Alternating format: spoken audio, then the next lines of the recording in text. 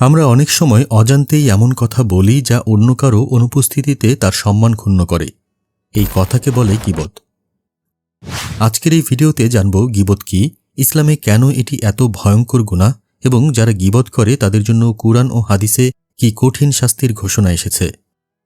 সহিহ মুসলিম শরীফের হাদিসে এসেছে, রাসূলুল্লাহ সাল্লাল্লাহু আলাইহি ওয়াসাল্লাম সাহাবীদের জিজ্ঞাসা করলেন, তোমরা জানো গীবত কি? সাহাবীগণ বললেন, আল্লাহ ও তার রাসূলই ভালো জানেন। তখন তিনি বললেন, তোমার ভাই সম্পর্কে এমন কিছু বলা যা সে শুনলে অপছন্দ করবে। সাহাবীরা বললেন, যদি কথাটি সত্য হয়?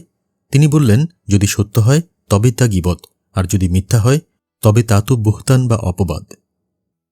আল কুরআনের সূরা হুজুরাতে আল্লাহ সতর্ক করে বলেন, তোমাদের কেউ কি তার মৃত ভাইয়ের মাংস খেতে চাইবে? নিশ্চয়ই তোমরা তা ঘৃণা করবে। আল্লাহ তাআলা গীবতকে এত ঘৃণিত বলে অভিহিত করেছেন যেন কেউ মৃত ভাইয়ের গোশত খাচ্ছে। তাহলে একবার ভাবুন কত ভয়াবহ গুনাহ। আল্লাহ আমাদের হেফাজত করুন। আবু দাউদ শরীফের এক হাদিসে রাসূল সাল্লাল্লাহু আলাইহি ওয়াসাল্লাম বলেন, আমি মিরাজে দেখলাম একদল মানুষ যাদের নখ ছিল তামার এবং তারা তাদের মুখ ও বুকে আঁচড় দিচ্ছিল। আমি জিজ্ঞাসা করলাম, এরা কারা? ফেরেশতা বললেন, এরা তারা যারা গীবত করত এবং মানুষের ইজ্জত নিয়ে কথা বলত। এটি কোনো সাধারণ গুনাহ নয়, বরং আখিরাতে কঠিন শাস্তির কারণ। হিংসা, অহংকার, দলবাজি, অন্যকে ছোট দেখানো, সমাজে নিজেকে বড় প্রমাণ করা ইত্যাদি বিষয়গুলো গীবতের অন্যতম কারণ। চলুন জেনে নেওয়া যাক গীবত থেকে কিভাবে বাঁচা যায়।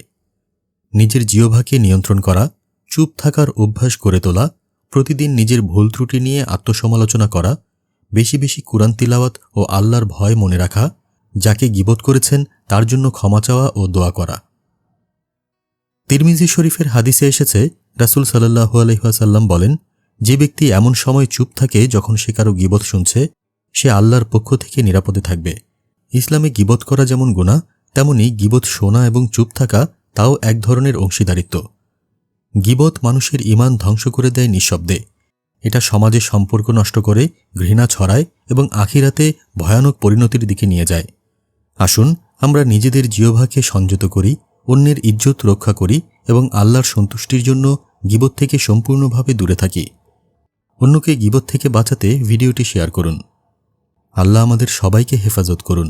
আমিন।